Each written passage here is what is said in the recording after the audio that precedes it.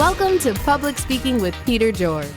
Do you want to be calm, confident, and credible every time you speak in public? Then stay tuned as Peter and his guests discuss public speaking tips, techniques, and tactics that help you increase your impact, influence, and income. Here's your host, Peter George. What are your principles when it comes to accepting and delivering a keynote, or a breakout for that matter? You haven't given this any thought? Well, that's okay, because my guest, John Rossman, is going to share his principles, and you're free to adopt them as yours if you'd like. As a result, you'll be more likely to accept opportunities that are good for you, the audiences, and the event producers.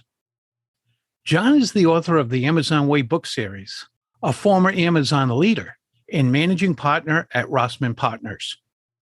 An expert at leveraging the Amazon leadership principles to help others innovate, compete, and win in the digital era, he is one of the leading innovation speakers, delivering practical techniques and strategies the audience can apply in their businesses. Here's my conversation with John Rossman. John, welcome to the show.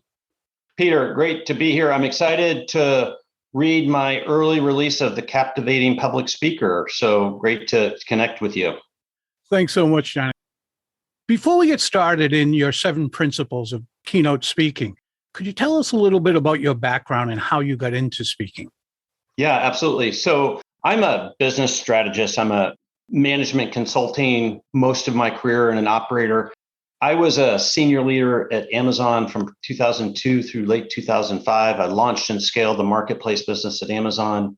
I left Amazon. I was a partner at a consulting firm. One of my clients pulled me into his office one day and said, you do a nice job of taking the little anecdotes, the little strategies from Amazon and delicately inserting them into our work. I think you ought to write a book about it. So I talked him into being my partner on the book, and I first published the first edition of the Amazon Way, Amazon's 14 Leadership Principles in 2014. And out of that started coming these keynote speaking invitations. And it was never my goal. It was never my intention. I never really thought of it as an option, but it's been such a gift for my business, for my learning, gave me some flexibility in life when it was really a nice feature for our family. But today I continue to think of myself as primarily a business strategist and a problem solver and an operator. But all of my work, my books, my keynote speaking, my consulting work, it all is tied together by a mission around helping business leaders and companies compete and win in the digital era. So that's the real quick story on kind of how I got to being a keynote speaker and kind of what I'm about. Over time, you've developed what you call the 7 principles of being a successful keynote speaker, right? To be honest, I wrote these just for this show today. And that's and we'll talk about it a little bit, but to be a good public speaker, you have to be structured in your thinking. And so I was like, well, if I'm going to follow my own advice, I better have some structure. So I wrote these out just in preparation for this. And it was such a good exercise because it forced me to think through. I would just say, these are my principles, the things I think about that have helped make me successful. Everybody else has to evaluate, for themselves and whatnot. But these are maybe some may be obvious, some may be not obvious about what I think has been important for me. And that when I think about how I develop or execute a keynote speak, the things I practice. Well, let's just jump into those now. And I'm sure they'll help our listeners as well. Okay, perfect. In no particular order. The first is tell a story. Storytelling, I've just come to appreciate this so much, is really where you captivate and synopsize what the mission of your keynote is. And it should be really clear through the story what your promise is going to be to your audience. And it's also where you credentialize yourself. And so too many people I see kind of really forget to tell a story that brings in the audience and credentializes themselves. And I think that's what sets the stage, so to say, for both introducing yourselves and letting the audience know, hey, here's what's coming. So that's number one, tell a story. There are some really good structures out there about the, use and then but, right? Like you have to have a hook relative to that story that has to be connected to your keynote. Okay, number one is tell a story. What's your second principle? Principle number 2 is use pictures and simple diagrams, 0 or less than 10 words on a slide. Don't try to do too much in any one message, and in particular, don't try to do too much in any one slide. Everybody knows this, but it's the issue I see with most keynote speakers or presentations is they don't use a slide or the presentation for the purpose that it's meant to be. I use a picture for 2 things. A, it's a clue to the audience, a memorable little visual clue about what this point is. And B, it clicks forward for me like, oh, okay, here's the story I'm going to tell and everything, right? And so it basically, so I don't have to memorize exactly what order these topics are because I mix them around a lot. And so don't do too much with your slides. Use a simple picture and simple diagram. That's number 2. You see way too many people putting so much information on a slide. And I always try to tell my clients, think of it as a billboard that you're passing at 65 miles an hour. That's a brilliant metaphor. That is the metaphor to use. It's a billboard. So principle number 2 is keep your graphics relevant and simple. What's number 3? Principle number 3, be clear about your promise to the audience up front, right? So as part of that story, I always think about being really clear about like, this is what you're going to get out of this. I think enumerating like, hey, there are 7 principles and 1 bonus from this presentation or whatever it is, that helps people register like, oh, okay, here's what I should be listening for. Here's what's in this for me. And again, I like to integrate it with a story, but I think that is just a little nugget of like how people are filtering information is you got to be super clear about the promise. And, the promise I always make to my keynote speakers is I'm going to deliver you tools and strategies that you can put to work today to help innovate better. Okay, great. I got it, and everything. And then I move on from there. That is number 3. You think in this point here about the promise that a lot of speakers go up and don't even have a promise for people, that they're not necessarily thinking about the takeaway and how this is going to transform or benefit the audience? Yes. And the other corollary problem or mistake I see a keynote speaker make, and it's the same mistake they make in their books, which is it's essentially one concept, and they just tell that one concept so many times you're just bludgeoned with it, and everything. It's like, all right, I'm ready for a new learning. I'm ready for a new point out of this.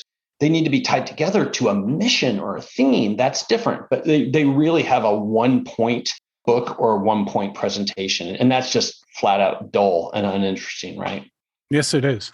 All right. We ready for number 4? We are. Okay. Number 4, don't over-engineer, produce, or memorize your keynote. And this ties into one of the points I think you make in your book, one of the myths you talk about, which is you should memorize your talk. Like, I do not memorize my discussions. Now you might ask the question, why? John, why don't you memorize your presentations? For 2 reasons that I can think of. First is it locks me in. You are hardwired at that point. And I've had too many opportunities where just before the keynote, I do a lot of keynotes like to executive teams, and they'll tell me a little story. It's like, oh God, I want to integrate that into my keynote. Well, if you're memorized, you can't do that. And the second thing is I've had too many situations where they'll go, oh, hey, I know we allotted you 45 minutes or an hour, but like, because the other thing ran over, you're now at 45 minutes. Like, if you're highly produced or memorized, like now, like, I can use the same material. I can go 15 minutes, I can go 30, I can go 45, or I can go an hour. And I can do that on the fly. And that gives me incredible control, flexibility, and I can be dynamic. Sometimes, even though people know there'll be a Q&A at the end, they'll just pop in a question during it. It's like, great, let's talk about that right now. And so it just doesn't throw me for a loop at all. So it gives me flexibility. So that is point number 4. I get that from clients or even people I'm just speaking to. They say, I can't memorize my 40-minute talk. Of course you can't. Stop trying. Yeah, but that doesn't mean you don't have to speak in very cogent, specific points. Right. So meandering or being long-winded is not the acceptable outcome of not being memorized, which tees up principle number 5, which is you got to know your stuff. My pet peeve about some keynote speakers, this is a small minority, but some keynote speakers, is they actually have never been a builder or an operator of the topics that they are talking about. All they've done is I think really like read other books and listened to other stories, and they're repackaging stuff as their own. And you notice this in the Q&A section.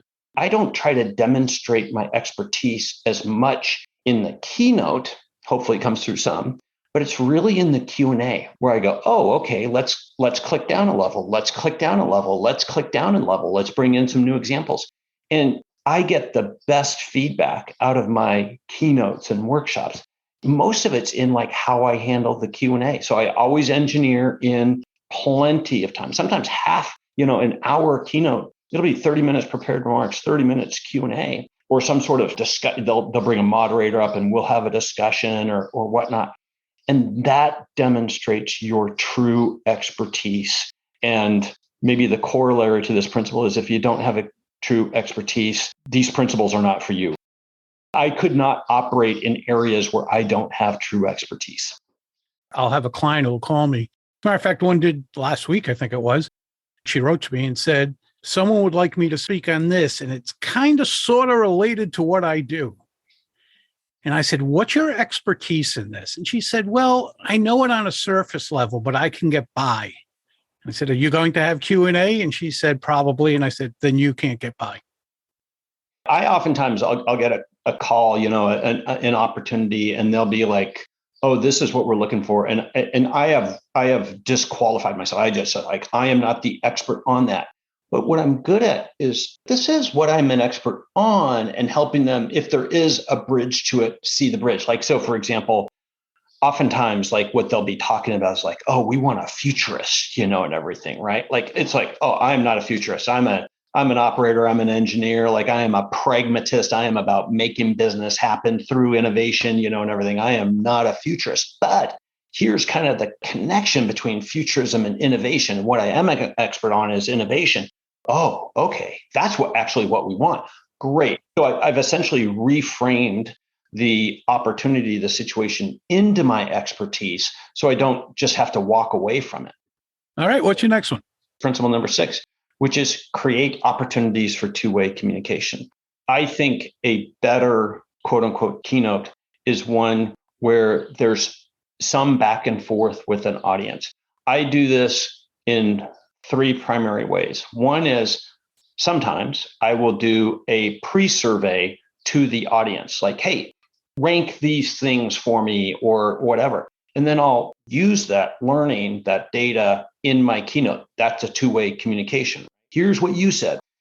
The other is I'll do a really low-tech poll during the keynote. I see too many high-tech polls, and those are just a distractor, and they go horribly wrong too much of the time. I just simply I'll ask the question like, who here thinks that innovation is key for their company's success over the next 5 to 10 years? Everybody will raise their hand. But then I follow up with the but part of that, right? Which is, who here has an actual process for how innovation happens? Nobody ever raises their hands. It's two-way communication, but it sets the hook for, well, guess what we're talking about today? How to be systematic about your innovation. And then the third opportunity that I find typically is in that Q&A section. That is them trying to figure out like, oh, what did you just talk about? And how does that apply to my world? That's what a Q&A is about. For me, that's where my true expertise gets demonstrated. That's where I can see people really going, okay, yeah, this is about me needing to do something next and stuff. A lot of people think if I'm speaking it in a breakout, it's a little different. We're going to have two-way communication built in. But a lot of people think when they get up on stage, it's one way, and it just can't be. Well, it can be, it just won't be effective. I believe in two-way communication, and it pulls them into the story that you're telling. Okay. Principle number 7, and then I have a bonus. Principle number 7 is you got to stick the landing. Every slide and at the end, you have to have a clear point that you're making and ending on, period. That is principle number 7 and me demonstrating principle number 7. And that is so key, because if it doesn't have a point to it, then why are you saying it?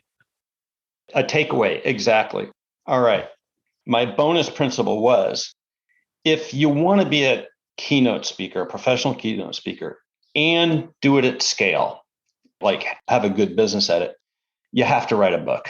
And back to where we started, like it actually has to be a good book.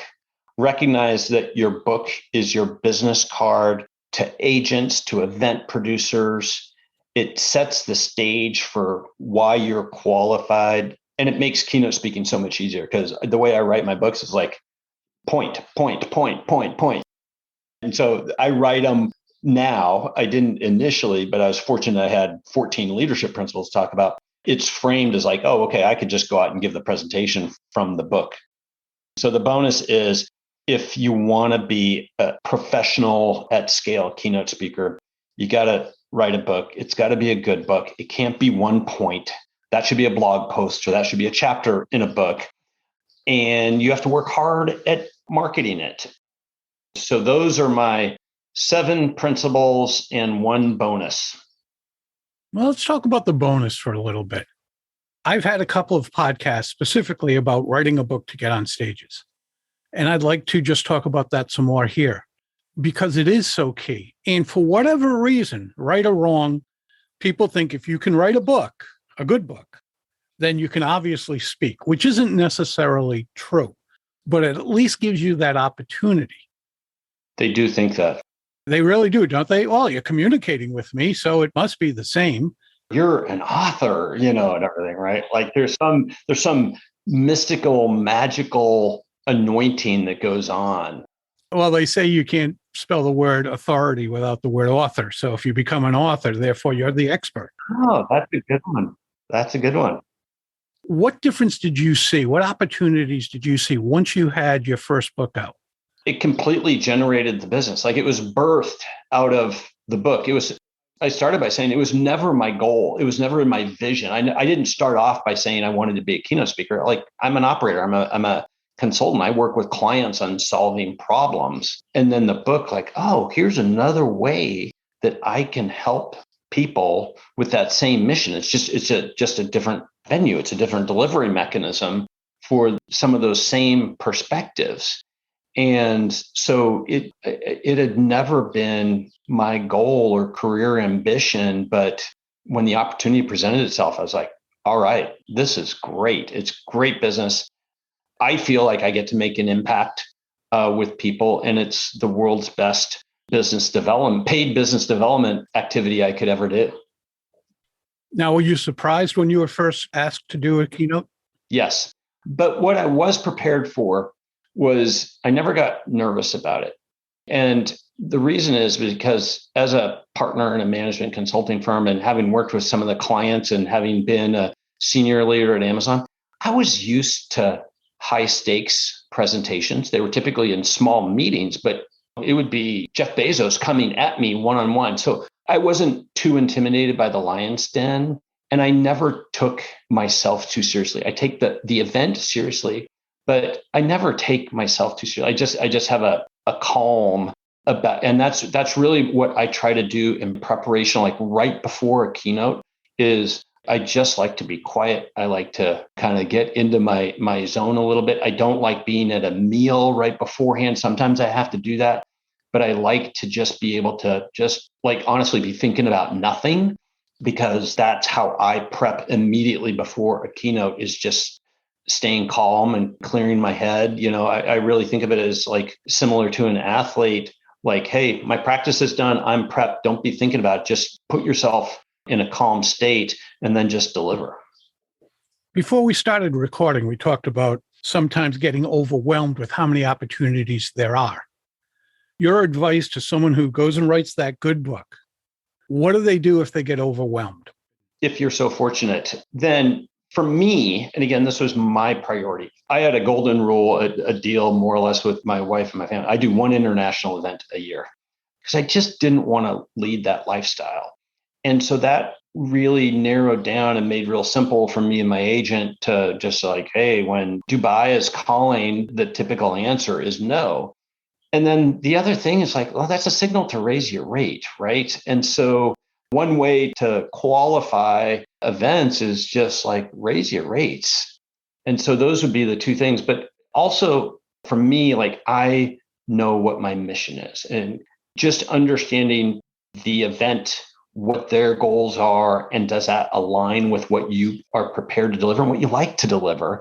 I've said no to a few, like I mentioned kind of the future. So there's been a few times like, oh, we want a future. It's like, well, or like, God, we really want you to be funny. Okay, if you want an entertainer, I'm definitely not the right person for you. It's like, I'm a lecturer. Like I'm here to deliver advice. I try to do it in a humble, self-demeaning, entertaining way. But the feature of it isn't that you're laughing, and everything, right? Like the feature is you're learning. And if they're not exactly on board with that, you are doing them and yourself and your reputation the best benefit of politely declining and referring it to somebody else. John, you've shared a lot of great advice here. Where can people go to find out more about you and your book, The Amazon Way? The easiest place is LinkedIn, John Rossman. The Amazon Way is available at Amazon, Kindle, paperback, Audible. And I have a newsletter called the Digital Leader Newsletter. It's on Substack. And then my website is rossmanpartners.com. John, thanks so much for being with us today. Peter, great meeting you. That's a wrap of another episode of Public Speaking with Peter George. Be sure to rate, review, and subscribe wherever you listen to your favorite podcast. Tune in Monday when you'll hear another episode of Public Speaking with Peter George, and again Thursday for your next episode of Quick Bites, public speaking tips and techniques you can digest in 5 minutes or less. Until next time, remember, when it comes to speaking in public, you've got this.